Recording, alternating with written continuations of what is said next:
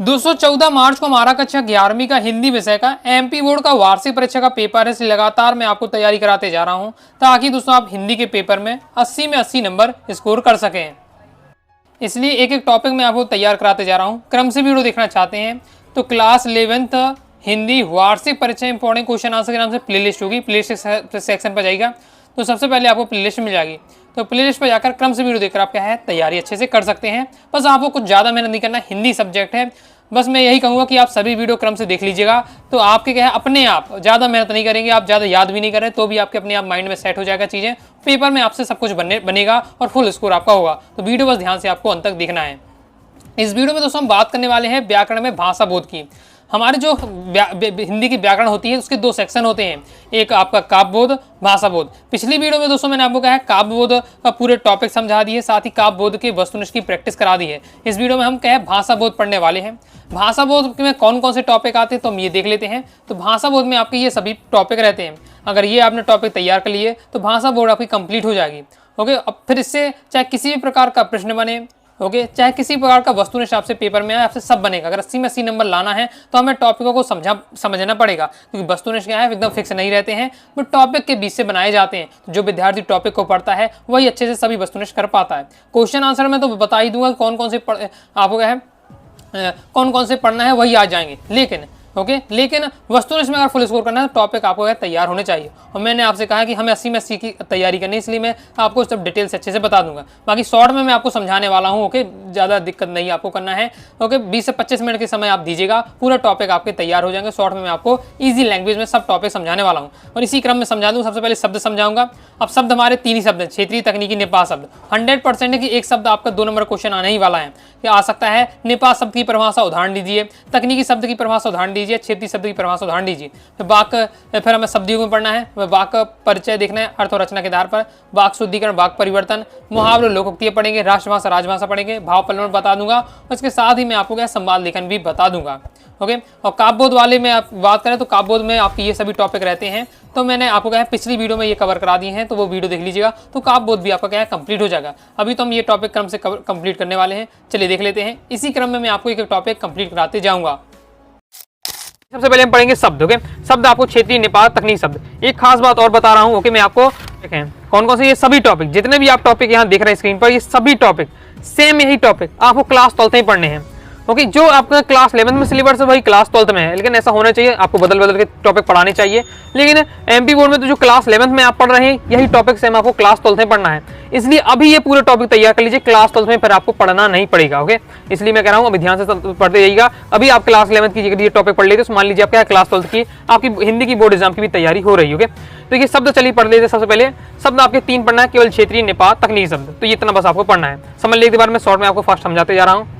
क्षेत्रीय शब्द, क्षेत्रीय शब्द यानी जो क्षेत्र विशेष में बोले जाते हैं, यानी हमारे जो गांव के जो शब्द होते हैं। ओके, आपके जो हमारे इलाके में बोले जा रहे शब्द वाले क्षेत्रीय शब्द। ओके, जो शब्द किसी क्षेत्र विशेष में आम बोलचाल में प्रयोग किए जाते हैं क्षेत्रीय शब्द कहलाते हैं। ये परिभाषा है। ओके, ऐसे शब्द उस क्षेत्र में ही बोले जाते हैं और वहीं के लोगों उनकी जानकारी होती है। और जो क्षेत्रीय शब्द होते हैं तो जो क्षेत्र विशेष में लोग रहते हैं उन्हीं को शब्द की जानकारी होगी। उदाहरण के लिए जैसे झोला हो गया, जैसे थैला हो गया, ओके, लोटा हो गया, लुटिया हो गया, ओके, झाड़ू, टंगरी, ये सब क्या है आपके क्षेत्रीय शब्द। ओके, तो पेपर में आपका क्वेश्चन कैसे बनेगा? 2 नंबर में आएगा क्षेत्रीय शब्द की परिभाषा उदाहरण लिखिए। तो आपको केवल 200 इतना लिख देना है। क्लियर, समझ गए हम? फिर इसके बाद निपात शब्द। ओके, प्रीवियस ईयर में कई बार इस बार से क्वेश्चन आए हैं। ओके, तो टॉपिक पढ़ते जाइएगा, क्वेश्चन आंसर भी आपकी तैयारी होती जा रही है। निपात शब्द क्या होता है? और अभी अब जब आपसे टॉपिक बनने लगेंगे तो वस्तुनिष्ठ तो अपने आप बनने लगेंगे। ओके, तो निपात शब्द क्या होते हैं? ऐसे शब्द एक प्रकार के अवयव होते हैं जो किसी भी बात में अतिरिक्त बल देने के लिए वाक्य में प्रयोग किए जाते हैं। तो ये ऐसे शब्द होते हैं जो किसी वाक्य में अतिरिक्त बल देने के लिए इनका प्रयोग किया जाता है। ओके,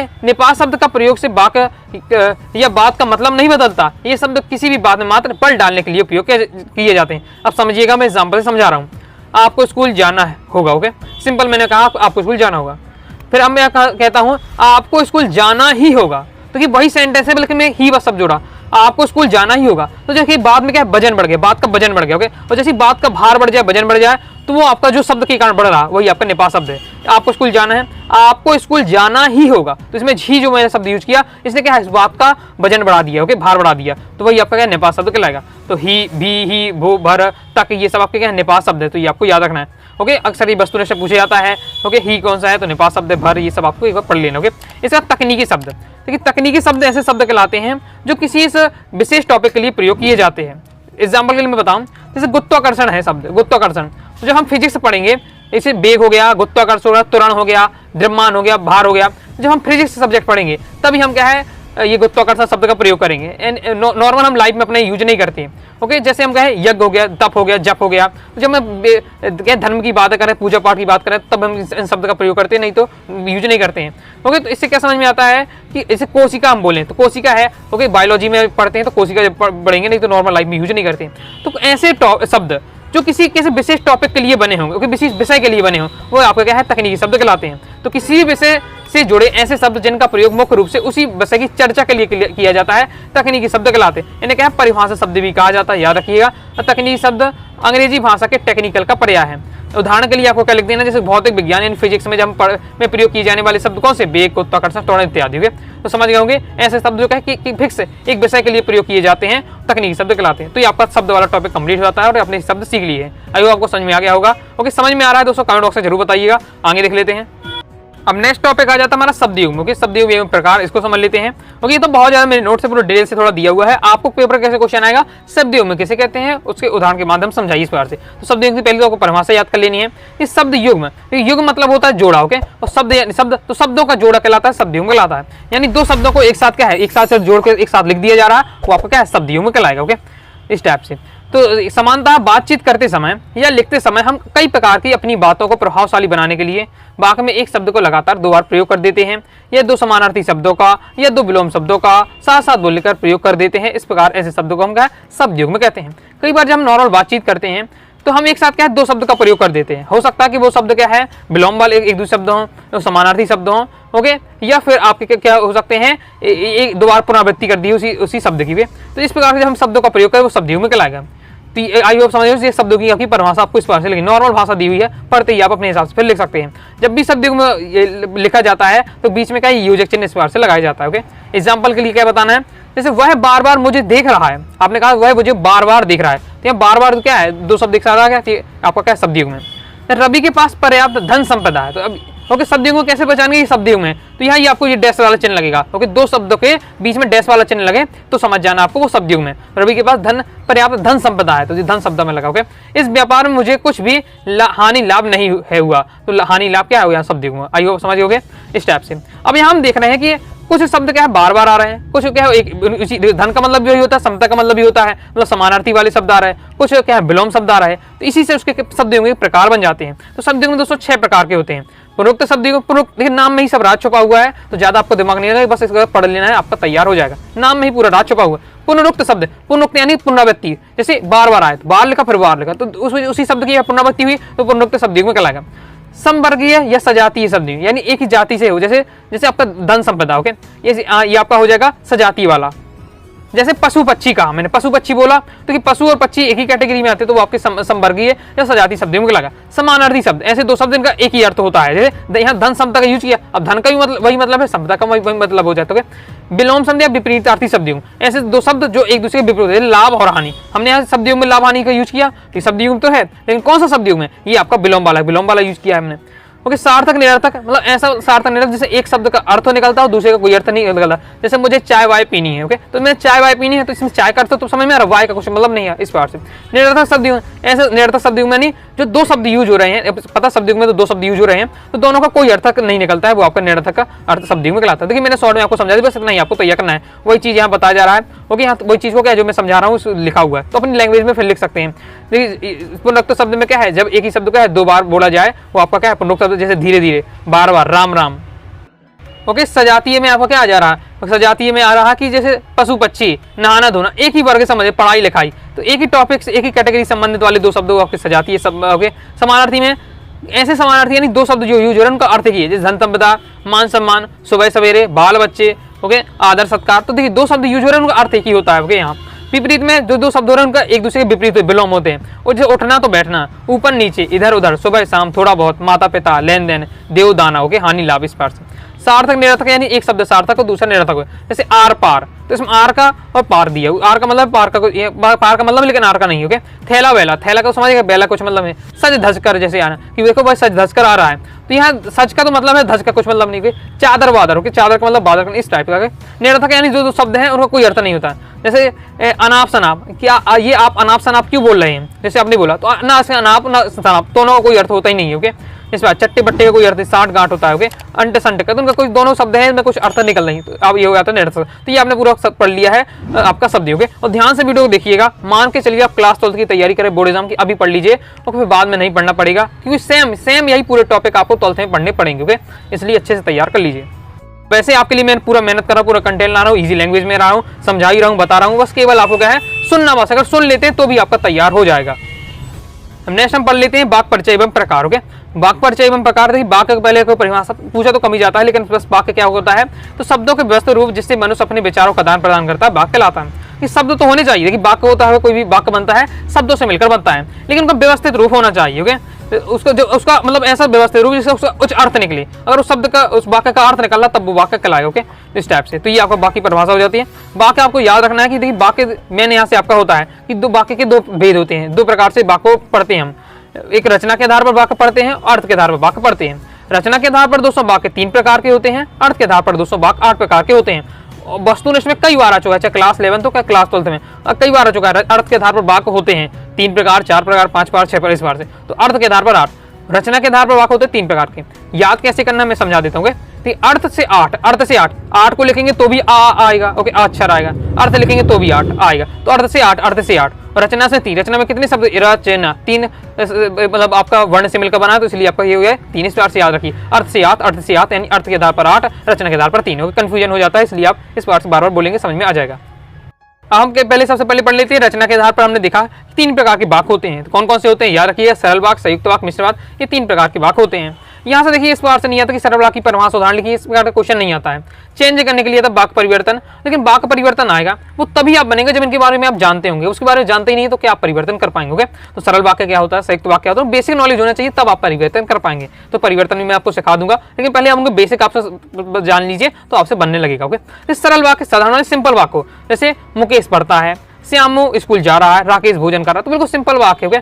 तो जिसमें क्या है, एक ही कर्ता हो और एक ही क्रिया हो रही हो, वो आपका कहलाएगा सरल वाक्य। इस प्रकार से ये सरल वाक्य का एक उद्देश्य के साथ साथ इसमें केवल एक विधेयक होता है, सरल वाक्य कहलाता, मतलब एक कर्ता एक क्रिया हो, वही आपका क्या है एक बार से सरल वाक्य। ये सिंपल, इसमें कोई दिक्कत नहीं होती है कोई विद्यार्थी को।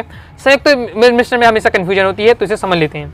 ये 2 या 2 से अधिक संयुक्त वाक्य, देखिए संयुक्त में भी क्या है 2 वाक्य मिलते हैं, मिश्र में भी क्या है 2 वाक्य मिलते हैं, लेकिन थोड़ा सा इसमें क्या है अलग अलग क्या रहता है कि 2 या 2 से अधिक, 2 या 2 से ज्यादा सरल वाक्यों का योजक शब्दों के द्वारा जोड़ने को हम क्या है आपको क्या कहते हैं, जो वाक्य बनता है वो संयुक्त वाक्य लाता है। जब भी हम 2 सरल वाक्य को जोड़ते हैं योजक चिन्ह द्वारा, योजक शब्दों द्वारा, चिन्ह नहीं योजक शब्दों द्वारा। अब योजक शब्द क्या कहलाते हैं तो मैं बताता हूँ, जो और हो गया, की हो गया, ये सब आपके क्या है योजक शब्द है, तो वो आपका क्या संयुक्त वाक्य लाता है। परिभाषा इस प्रकार से, जैसे मोहन आया सो गया, तो यहाँ देखिए 2 वाक्य हैं, मोहन आ रहा है और दूसरा सो गया है, तो यहाँ 2 वाक्य हैं, 2 सरल वाक्य हैं। 2 सरल वाक्य को एक योजक शब्द आपको और से जोड़ा जा रहा है इस टाइप से, ओके। फिर मिश्र वाक्य में क्या है, जिन शब्दों में क्या एक की प्रधानता होती है, मुख्य वाक्य की परिभाषा नहीं भी याद हो रही, छोड़ सकते, इग्नोर कर सकते हैं, और थोड़ा सा बस पढ़ लीजिएगा और पढ़ के बस आपको रखना है, ओके। बाकी इनका क्या है परिवर्तन करने के लिए आगे उसकी मैं ट्रिक बता दे रहा हूँ, तो आपसे परिवर्तन बन जाएगा, ओके। तो ये आपको मिश्र वाक्य में भी क्या होता है कि 2 सरल वाक्य मिलकर बनते हैं। जैसे ही उसने दवा पी वह सो गया, तो इसमें उसने दवा पी और वह सो गया, 2 वाक्य बने, 2 सरल वाक्य मिलकर क्या है मिश्र वाक्य बना। यदि परिश्रम करोगे उत्तीर्ण होगे, तो परिश्रम करोगे उत्तीर्ण होगे, 2 वाक्य है इस प्रकार से। अब हमें आपका देखिए, अगर आप सीबीएसई के स्टूडेंट होते हैं, सीबीएसई में पढ़ते होंगे, तो फिर वहाँ पहचानने के लिए भी आता है कि बताओ ये कौन सा, जैसे ये वाला सेंटेंस लिख जाएगा, बताओ सरल वाक्य संयुक्त वाक्य, तो आपके में तो इस टाइप से आता नहीं है, कमी आता है। मैंने आपका यहाँ आता है, जो आपके एमपी बोर्ड की हम बात करें, तो संयुक्त वाक्य मिश्र वाक्य बनाओ, मिश्र वाक्य से सरल वाक्य बनाओ, इस टाइप से आ जाता है।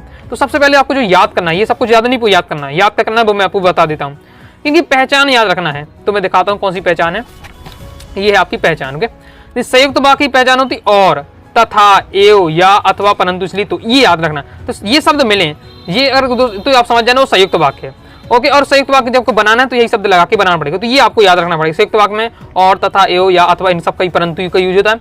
मिश्र में कि जो क्योंकि जितना उतना जैसा वैसा जब तब वहाँ, ये आपको याद करना पड़ेगा। ये आप याद कर लेते तो आप कन्वर्ट कर पाएंगे। अब पेपर में अगर संयुक्त वाक्य से मिश्र वाक्य बनाओ तो संयुक्त वाक्य में ये आपका आया तो संयुक्त वाक्य की जो ये पहचान होती है इसको हटाकर मिश्र वाक्य कोई जो सेट हो जाए वो सेट कर देना, तो आपका मिश्र वाक्य बन जाता है। इस टाइप से आपका होता है। ओके, चलिए मैं आपको इसमें एग्जाम्पल थोड़ा और दिखाता हूँ। तो ये आपका के बार से कंप्लीट हो जाता टॉपिक। अभी मैं आपको इसी प्रैक्टिस करा देता हूँ, लेकिन इसके पहले आप क्या देख लीजिए, अर्थ के आधार पर वाक्य देखिए। ये तो सिंपल होता है अर्थ के आधार पर। अर्थ के आधार पर दोस्तों आपके मैंने बताया 8 प्रकार के क्या होते हैं, वाक्य होते हैं। आपका विधान वाचक वाक्य यानी सरल वाक्य के पास से, प्रश्नवाचक यानी प्रश्न पूछने वाला, निषेध यानी नहीं लगा रहता है, आज्ञा यानी आज्ञा वाचक, संधि जिसमें संधि हो उस पर हो, विस्मयादि बोधक वाला, इच्छा वाचक और संकेत वाचक। ये आपके 8 होते हैं। या 8 को याद करने की आवश्यकता नहीं पूछा जाता है, बस ये याद रखिएगा अर्थ के आधार पर 8 होते हैं। अब लेकिन आपको नॉर्मल पता होना चाहिए विधान वाचक यानी सिंपल वाला वाक्य, जैसे भारत एक देश है, राम के पिता का नाम दशरथ था, दशरथ के अयोध्या के राजा, तो सिंपल है। तो सिंपल वाले जो सेंटेंस होते हैं वो विधानवाचक आपके वाक्य लाते हैं। प्रश्नवाचक वाक्य में नहीं, क्वेश्चन पूछा गया, अकबर किसका पुत्र था और लास्ट में क्वेश्चन मार्क लगा। तो प्रश्नवाचक वाक्य वाले में आपको पता है क्वेश्चन मार्क लगा ही रहेगा, तो वही आपकी पहचान है। अकबर किसका पुत्र था, राम के पिता कौन थे, जिसमें क्वेश्चन पूछा गया है वो आपका प्रश्नवाचक वाक्य। कोई दिक्कत नहीं होगी, बिल्कुल सिंपल है। निषेधवाचक यानी नहीं लगाओ, जिसमें नहीं लगाओ, मैंने दूध नहीं पिया, मैंने खाना नहीं खाया, सीता आज स्कूल नहीं गई, नहीं बताइए निषेधवाचक। आज्ञावाचक यानी आज्ञा देने का काम किया जाए, जैसे कहा जाए कृपया बैठ जाइए, कृपया शांति बनाए रखो, ओके, सीता मेरे लिए पानी लाओ, इस टाइप से। तो उसमें आप क्या आज्ञा दे रहे हैं, वो पढ़ेंगे तो आपको समझ में आ जाएगा वहाँ आज्ञा दी जा रही है। ओके, दरवाजा बंद कर दो, तो ये आपका क्या है, इसमें आज्ञा दी जा रही है, तो ये आपका आज्ञावाचक हो जाएगा। क्लियर। संदेहवाचक में क्या होता है कि जिसमें आपको लगे कि इसे पढ़ने संदेह का बोध हो रहा है, क्या वह यहाँ आ गया। अब यहाँ क्या भाई ऐसा लगता है कि जैसे यहाँ क्या है क्वेश्चन वाला वाक्य हो, लेकिन आपको यहाँ संधि ज्यादा उठ रहा है तो इसलिए संदेहवाचक में जाएगा। क्या भाई आ गया, क्या उसने काम कर लिया, तो यहाँ संदेह हो रहा है, इस टाइप से।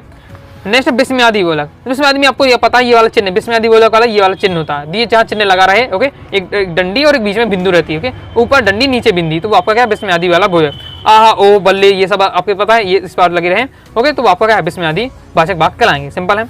इच्छा वाचक जिसमें इच्छा व्यक्त की जाती है, ये आप किसी मंगल कामनापन करते हैं, भगवान आपको दीर्घायु रखे, 9 वर्ष मंगलमय हो, भगवान आपकी सही मनोकामना पूरी करे, इसमें हम क्या इच्छा व्यक्त कर रहे हैं, आकांक्षा आशीर्वाद दे रहे हैं, तो सब आपका इच्छावाचक में आया। संकेत जिसमें हम संकेत करें, राम का मकान उधर है, जिसमें कहा राम का मैदान उधर है, तो मैं इशारा कर रहा हूँ, इस टाइप सोनू उधर गया है, सोनू उधर गया है, तो इस टाइप जिसमें इशारा की बात हो, संकेत हम कर रहे हैं किसी को, वो आपका पढ़ते ही आपको चीजें समझ में आएगी। इसमें कहा राम का मकान उधर है, तो इशारा टाइप कर, तो यहाँ क्वेश्चन तो नहीं करेगा इशारा, लेकिन वो आपको चीज समझने पड़ेगा, तो आपका संकेत वाचक वाक्य कहलाएगा।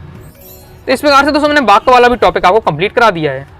अब मैं आपको थोड़ा सिखा देता हूँ कि वाक्य परिवर्तन कैसे करते हैं, जो आपका एग्जाम की दृष्टि से बहुत ज्यादा महत्वपूर्ण है। ओके, लेकिन ये जो मैंने टॉपिक पढ़ा है इसलिए पढ़ाना जरूरी है क्योंकि आपको समझ में नहीं आता अगर बेसिक आपको नहीं बनता। ओके, अब ऐसा क्वेश्चन आएगा, जैसे यहाँ मैं आपको दिखाता हूँ कि जैसे इसने है कि धातुओं में सोना से अधिक कीमती कोई धातु नहीं है, तो विधिवाचक बनाना, विधि यानी सिंपल वाचक वाला बनाना है। तो अब यहाँ क्या नहीं लगा है, तो नहीं को बस सीधे हटा देना, क्योंकि ये निषेधवाचक वाला है, विधिवाचक यानी सिंपल वाला, तो नहीं को हटा देना, बन जाएगा इस टाइप से। ओके, अब यहाँ आप देख सकते हैं, जैसे मैं आपको बताऊं, हाँ ये वाला देखिए, दरिद्र होने पर भी वह ईमानदार है, इस ये आपको है, तो ये आपको संयुक्त वाक्य बनाना है, दरिद्र होने पर भी वह ईमानदार से संयुक्त वाक्य बनाना है। अब कैसे बनाएंगे सर, इसकी बात आती है, सिंपल है। पहले आपको क्या है उस जो वाक्य है उसको 2 टुकड़ों में तोड़ना है, तोड़ने के बाद संयुक्त वाक्य की जो पहचान इसमें फिट हो वो आपको कर देना है। तो संयुक्त वाक्य की आपको पहचान होनी चाहिए, इतनी सारी ये पहचान होती है, इनमें से कोई भी आपको फिट करना पड़ेगा। अब कैसे पता चलेगा कौन फिट करें, जो फिट आपको यहाँ पढ़ने से बाद में पता चलेगा, परंतु यहाँ फिट हो रहा है, वह दरिद्र है वह ईमानदार है, यहाँ 2 सेंटेंस तोड़ लिया, और इन दोनों को जोड़ना किससे है, संयुक्त वाली पहचान से। ओके, मिश्र वाला कहते तो इन पहचान से जोड़ते हैं, उसने कहा संयुक्त बनाओ, तो हमें क्या परंतु से सेट हो रहा, वह दरिद्र है परंतु ईमानदार है। तो देखिए अब ये सेंटेंस भी पढ़ने में सही लग रहा है, तो ये आपको बन जाएगा इस टाइप से। इसके बाद नेक्स्ट जैसे मैं आपको बताऊं और भी, देखिए यहाँ निषेधवाचक वाक्य इस टाइप से आते हैं, साधारण वाक्य वाले आते हैं आपके, इस टाइप से पेपर में आपके पूछे जाते हैं। ओके, जैसे आपका ये है, मैंने स्टेशन से टिकट खरीदा और घर लौट गया, और शब्द लगा, और से हमें किसी पहचान होती है, ये आपकी और पहचान होती है संयुक्त वाक्य, तो यानी हम समझे संयुक्त वाक्य। लेकिन क्वेश्चन कह रहा है कि साधारण वाक्य बनाओ, तो साधारण वाक्य बनाने के लिए और हटा देना है, और 2 जो अलग अलग सेंटेंस को मर्ज कर देना, जोड़ देना है। तो मैं स्टेशन से टिकट लेकर घर आया, अब एक ही लाइन में बता दे, एक ही लाइन में बात को बता देना, नहीं साधारण वाक्य बन जाता है इस टाइप। ओके, तो ये आपको अच्छे से तैयार, इसके देखिए अलग से अभी पूरे ये सभी प्रैक्टिस करना चाहते हैं मेरे साथ, अलग से वीडियो बना दी, एक हिंदी ग्रामर की प्लेलिस्ट है, हिंदी ग्रामर की प्लेलिस्ट पे जाइएगा, वहाँ आपको क्या है वाक्य परिवर्तन, ओके, वाक्य शुद्धिकरण वाले वीडियो मिल जाएंगे, तो वहाँ वो सब आप देख लीजिएगा। ओके, तो इसमें आपसे आपके क्वेश्चन पूछे जाते हैं, वाक्य शुद्धिकरण भी बता देते। तो देखिए मैं आपको थोड़ा 1-2 कुछ ही बताऊंगा, ओके, क्यों शॉर्ट में बता रहा हूँ, डिटेल से एक क्वेश्चन अगर पढ़ना चाहते समझना चाहते सब कुछ मैं पहले पढ़ा चुका हूँ। हिंदी ग्रामर की दोस्तों प्लेलिस्ट पे जाएगा, वहाँ हर टॉपिक आपको मिल जाएगा, शब्द गुण, शब्द शक्ति और वाक्य शुद्धिकरण, वाक्य सबका अलग अलग वीडियो बनाया है, आराम से पढ़ लीजिएगा, वही आपको यही सब मैंने वहाँ पढ़ाया है। ओके, तो एक बार हिंदी ग्रामर की प्लेलिस्ट से जरूर चेक कर लीजिएगा। बाकी मैं सब शॉर्ट में समझा दे। आपको क्या है, पेपर में अशुद्ध वाक्य दिया जाएगा, शुद्ध करना पड़ेगा। जैसे उसने मेरे को कुछ नहीं कहा, तो उसने मुझे कुछ नहीं कहा, इसका शुद्ध वाक्य इस प्रकार से हो जाएगा। सरोवर के अंदर पानी भरा हुआ, तो सरोवर में पानी है। अब सरोवर के अंदर पानी हो, सरोवर पानी है यानी उसके अंदर ही तो होगा, इस टाइप से, तो इस टाइप से होता है। नेक्स्ट है आपका क्वेश्चन इस प्रकार से बना सकते हैं, कई ऑफिसों के अधिकारी छुट्टी लेकर चले गए। तो कभी ऑफिसों के नहीं, ऑफिस के कई अधिकारी छुट्टी लेकर चले गए, इस प्रकार से। ये वाला अक्सर इस प्रकार से आता है, महादेवी वर्मा विद्वान महिला है। देखिए जो विद्वान क्या है, पुल्लिंग शब्द है, तो यह स्त्रीलिंग के लिए स्त्रीलिंग शब्द हो तो विदुषी, वो लगा देंगे। तो महादेवी वर्मा विदुषी है, महिला हट जाएगा, विदुषी शब्द लगा, तो इसे हम पहचान जाएंगे विदुषी क्या है, महिलाओं के लिए यूज होता है, यानी महिला पहले से होगी, इस टाइप से, तो महिला भी शब्द भी हट जाता है। ओके, इसके बाद आगे देख लेते हैं, और भी आपके दिए, प्रैक्टिस कर लीजिएगा। और भी आपका ये सब दिया हुआ, तो आप यहाँ से प्रैक्टिस कर सकते हैं। ये आपको पूरे प्रैक्टिस पर आपको डिपेंड रहने वाला है, कंप्लीट हो जाता है। अब दोस्तों हम पढ़ेंगे मुहावरे और लोकोक्ति। मुहावरे और लोकोक्ति देख लेते हैं हम, इंपॉर्टेंट है यहाँ से। तो देखिए मेन तो आपका यहाँ से पूछा जाए तो मुहावरे और लोकोक्ति में अंतर वाला क्वेश्चन बनता है, जो कि आपको याद करके रखना है। बाकी मुहावरे क्या होती है, वो लोकोक्ति क्या होती है। तो मुहावरे क्या होते हैं, ऐसे वाक्यांश जो साधारण अर्थों को छोड़कर किसी विशेष अर्थ का व्यक्त करते हैं, और जो उनका अर्थ है वो नहीं। जैसे 9 2 11 हो जाना, तो 9 और 2 11 होना, तो 9 और 2 जोड़ के क्या 11 हो जाती, तो इसका ये अर्थ नहीं है। 9 2 11 करता होता है भाग जाना, तो जो उसका अर्थ है वो अर्थ ना हो, उसका अलग विशेष अर्थ हो, वो आपको मुहावरे में जाता होगा। मुहावरे में से क्या वाक्यांश होते हैं, वाक्यांश नहीं, वाक्य का एक अंश होते हैं। अगर इन हम केवल सिंपल अर्थ यूज कर, सिंगल यूज करते हैं, 9 2 11 मैंने कहीं लिख दिया, तो वो कुछ अर्थ प्रकट नहीं करेगा। जब मैंने लिखा राम मुझे देखकर क्या 9 2 11 हो गया, तब वो अर्थ प्रकट करेगा। यानी मुहावरों को तभी अर्थ अपना देते हैं जब उन्हें क्या है, वाक्य में जोड़ा जाता है। अब इसी प्रकार से लोकोक्ति देखे थे, लोकोक्ति 2 शब्दों से मिलेगी, लोक धनोक्ति, यानी लोगों के द्वारा जो प्रचलित कथन होते हैं वही लोकोक्ति बन जाती हैं। तो लोकोक्ति क्या है, स्वतंत्र प्रयोग किया जा सकता है, यानी अगर लोकोक्ति सिंगल अर्थ लिख भी देते हैं तो भी इसका अर्थ निकलता है। ओके, जिसके राम धनी उसे कौन कमी, यानी जो भगवान के भरोसे रहता है उसे कोई कमी नहीं रहती, इस प्रकार से रहता है। ओके, तो ये मुहावरे की विशेषता दी है। ओके, ये एक वाक्यांश होते हैं। वैसे आप अंतर तैयार कर लीजिए तो सब आपको टॉपिक कंप्लीट हो जाएगा। मुहावरे का छोटा होता है, मुहावरे का स्वतंत्र प्रयोग नहीं कर सकते, यानी हमेशा बाकी के साथ फिट करना पड़ेगा, और इसी अर्थ से आपका ये लोकोक्ति दिया हुआ है। फिर आपकी लोकोक्ति विशेषता दी है, लोकोक्ति का आकार बड़ा होता है। लोकोक्ति अपने आप में क्या पूर्ण होती है, जरूरी नहीं कि बाकी के साथ लगा जाए, सिंगल भी लिख देंगे तो भी अपना अर्थ देंगे, और इसलिए क्या है लोकोक्ति स्वतंत्र रहती है। लेकिन मेन पेपर में सबसे ज्यादा अक्सर पूछा गया है क्वेश्चन मुहावरे लोकोक्ति में अंतर, और 3 नंबर में आपका आ सकता है क्वेश्चन, या 2 नंबर में, 2 नंबर में भी आ सकता है, 3 नंबर में आ सकता है, क्योंकि भाषा बोध वाले सेक्शन 2 नंबर क्वेश्चन भी आता है, 3 नंबर का भी है, तो 2 नंबर में आ सकता है, 3 नंबर में, इसलिए 3 पॉइंट आपको रटे होने चाहिए। बिल्कुल इजी वाले सिंपल वाले दे दिए हैं, ओके, तुरंत आप याद हो जाएगा।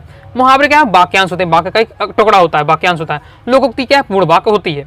मुहावरे का आकार छोटा होता है, मुहावरे का एक वाक्यांश है, वाक्य नहीं, वाक्य का टुकड़ा यानी छोटा ही होगा। लोकोक्ति का एक सेम वाक्य है, बड़ा वाक्य, इसलिए उसका आकार बड़ा होगा। इस बार इसका प्रयोग क्या स्वतंत्र रूप से हम नहीं कर सकते हैं मुहावरे का, ओके, जबकि लोकोक्ति का प्रयोग हम स्वतंत्र रूप से कर सकते हैं। सिंपल अंतर दिए, एकदम रट लेना है मुहावरे लोकोक्ति में अंतर। विशेषता आती है मुहावरे की तो ये लिख दीजिएगा, लोकोक्ति तो इशारे वाला लिख दीजिएगा, मतलब टॉपिक आपका कंप्लीट हो जाता है।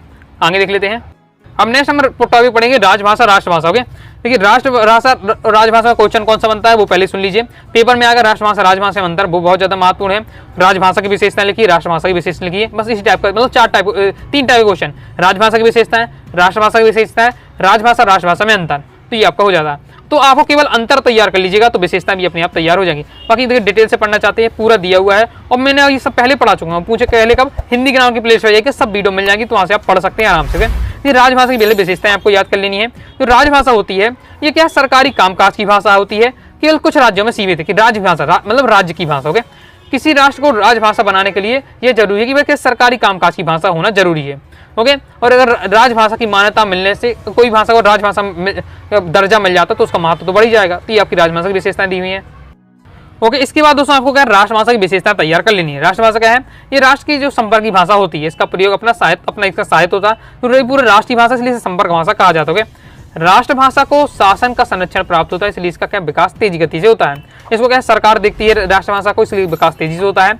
राष्ट्रभाषा का संबंध राष्ट्र की अनेक भाषाओं से है। अंग्रेजी में से क्या नेशनल लैंग्वेज कहा जाता है, याद रखना है, ऑब्जेक्ट पूछा जाता है अक्सर। ओके, तो राष्ट्रभाषा को अंग्रेजी में नेशनल लैंग्वेज कहा जाता है। मैंने आपका यहाँ से अक्सर जो हमेशा क्वेश्चन पूछा जाता है राष्ट्रभाषा और राजभाषा में अंतर, तो वो आपको तैयार कर लेना। 3 अंतर इसका भी आपको तैयार करके रखना है। तो राजभाषा क्या है, एक संवैधानिक शब्द है, और यह क्या है भाषा राजकाज की होती है। जबकि राष्ट्रभाषा क्या है, एक स्वाभाविक तथा जन स्वीकृति से उत्पन्न होने वाली, और यह भाषा क्या जन की भाषा होती है। फिर राजभाषा क्या छोटी है, राष्ट्रभाषा की राष्ट्र की भाषा, राजभाषा की राज्य की भाषा है। तो राजभाषा क्या होती है, इसके लिए शब्दावली छोटी होती है। राष्ट्रभाषा पूरे देश की भाषा, इसलिए इसकी शब्दावली विस्तृत होती है। राजभाषा क्या है, नियम में बंधी होती है, जबकि राष्ट्रभाषा क्या है, प्रत्येक भाषा से स्वतंत्र होती है। 3 अंतर दिया, याद कर लीजिएगा। इसके साथ ही राष्ट्रभाषा राजभाषा में अंतर आपको विशेषता तैयार कर लेना है। वैसे विशेषता भी ना करें, अंतर बस तैयार कर लीजिएगा। विशेषता में अगर आ भी जाता राजभाषा की विशेषता तो ये 3 पॉइंट लिख दीजिएगा, राष्ट्रभाषा की विशेषता आती है तो ये 3 पॉइंट लिख दे रहा है। तो विशेषता भी एक प्रकार से हो जाती है और अंतर भी आपका हो जाता है, कंप्लीट है। अब दोस्तों हम कवर करने वाले हैं भाव पल्लवन वाला टॉपिक देख लेते हैं। तो भाव पल्लवन में आपको क्या करना है, भाव पल्लवन का महत्व मतलब क्या होता है कि सूत्र रूप में कही गई बात को, यानी छोटी बात को विस्तार से लिखना ही भाव पल्लवन कहलाता है। अब मैं आपको बता दूं कौन कौन से इंपॉर्टेंट है जिनका आपको भाव पल्लवन तैयार करके रखना है। मेरी लैंग्वेज में उसका भाव पल्लवन दिया है, वीडियो पोस्ट करके एक बार पढ़ते जाइएगा। दूर के ढोल सुहावने होते, इसका भाव पल्लवन ये आपका दिया हुआ है, एक बार अच्छे से आप पढ़ लीजिएगा, आपको समझ में आ जाएगा। ओके, इंपॉर्टेंट रहने वाला है। इसके बाद बैर क्रोध का आचार या मुरब्बा है, इसका भाव पल्लवन आपको तैयार करके रखना है। फिर मन के हारे हार है, मन के जीते जी, इसका भाव पल्लवन आप देख लीजिएगा। फिर परहित सरस धर्म नहीं भाई का भाव पल्लवन आपको अच्छे से तैयार कर लीजिएगा। एक बार आपको क्या करना है, 3-4 लाइन में दिया है, पढ़ बस लीजिएगा तो आपको माइंड में सेट हो जाएगा कि अगर ये लाइन आती है तो उसके बारे में मुझे ये लिखना है। फिर अपने हिसाब से भी आप लिख सकते हैं। इसके आगे आपका ये दिया हुआ है। नेक्स्ट बहुत ज़्यादा इंपॉर्टेंट है और हाई चांसेस के आने के किसी न किसी सेट में जरूर देखने को मिलेगा। साहित्य समाज का दर्पण है, इसका भाव पल्लवन करने के लिए। ओके, तो ये आपको तैयार करके रखना है भाव पल्लवन। एक बार पढ़ लेंगे तो आपको समझ में आ जाएगा कि इसका मतलब क्या होता है, फिर अपने हिसाब से आप लिख सकते हैं। फिर ईश्वर किसी विशेष धर्म या जाति का नहीं होता, इसका भाव पल्लवन दिया हुआ है, तो ये आपको देख लीजिएगा। फिर नेक्स्ट भगवान के घर देर है अंधेर नहीं, इसका भाव पल्लवन। और नेक्स्ट लास्ट जननी जन्मभूमि है वो स्वर्ग से भी महान होती है, तो इसका भाव पल्लवन आपका दिया हुआ है। मैंने महत्वपूर्ण आपको भाव पल्लवन बता दिए हैं, तो एक बार आपको पढ़ बस लीजिएगा तो उनकी आपको अर्थ समझ में आ जाएगा। ये लाइन आती है, इसको क्या अर्थ लिखना है। फिर बिल्कुल ऐसा नहीं एजिटेट लिखना है, अपने हिसाब से आप यहाँ बता सकते हैं, उदाहरण देकर आप यहाँ समझा सकते हैं। फिर नेक्स्ट हम देख लेते हैं संवाद लेखन। अब संवाद लेखन वाला ऐसा टॉपिक है, बिल्कुल सिंपल टॉपिक रहता है, अपने हिसाब से आप लिख सकते हैं, कोई भी यहाँ रटने की जरूरत आपको नहीं रहने वाली है। क्रिकेट के खेल विषय पर आपको 2 मित्रों के मध्य संवाद हो रहा है। क्रिकेट खेल के बीच में विषय में क्या है, 2 मित्र बात कर रहे हैं, तो अपने हिसाब से बता सकते हैं। पहले तो 2 मित्रों के नाम दीजिए। ओके, तो हम जैसे यार रोहित और राहुल नाम दिया है। अब रोहित कह रहा है कि क्या राहुल, क्या तुमने कल भारत और ऑस्ट्रेलिया का मैच के बीच हुआ क्रिकेट देखा, क्रिकेट मैच देखा? उसने कहा हाँ मैंने देखा था, यह मैच हमेशा की तरह रोमांचक था। यानी कुछ भी यहाँ लिख सकते हैं, कुछ भी यहाँ बिल्कुल परफेक्ट नहीं, यही लाइन आपको लिखना है अपने हिसाब से। जो हम नॉर्मल बातचीत कर रहे हैं वही आपको यहाँ बतानी पड़ती है, बस उस टॉपिक से संबंधित हो, क्रिकेट से संबंधित आपको यहाँ बात ही करनी। पूछने उसने कितने रन बनाए ऑस्ट्रेलिया ने, या किसने टॉस जीता, उसने कहा ऑस्ट्रेलिया टॉस जीता, ऑस्ट्रेलिया कितने रन बनाए, 20 ओवर में कितने रन बनाए, कुछ भी आपको इस प्रकार से आपको लिखना है। ओके, तो इस तरीके से आप अपने हिसाब से आप लिख लीजिएगा, ये आपका दिया हुआ है। और जैसे आपने 2 इसमें आपके कैरेक्टर होंगे। ओके, 2 कैरेक्टर जो आपस में बातचीत कर रहे हैं, तो आपको कहना है कम से कम 8 लाइन लिखना है। एक कैरेक्टर की 4 लाइन, एक कैरेक्टर की 4 लाइन। ओके, तो आपको क्या आसानी से हो जाएगा। जैसे मैंने जहाँ परीक्षा की तैयारी के लिए 2 मित्रों के बीच यहाँ संवाद हो रहा है, परीक्षा की तैयारी संबंधित अब बात करनी है, तो विनय अजय नाम के 2 मित्र हैं, आपस में परीक्षा की तैयारी संबंधित बात कर रहे हैं। तो देखिए, विनय ने कहा, फिर अजय ने कहा, फिर विनय ने कहा, अजय ने कहा, विनय अजय, इस प्रकार से 4 लाइन लगभग विनय की होगी, 4 लाइन अजय की होंगी, किस प्रकार से। तो मैंने बता दी लिखना कितना है, फिर अपने हिसाब से आप लिख सकते हैं। पढ़ेंगे तो आपको समझ में आ जाएगा कैसे यहाँ बातें लिखी गई। संवाद लेखन यानी जो बातें कर रहे हैं उसको क्या है, लेखन करना है।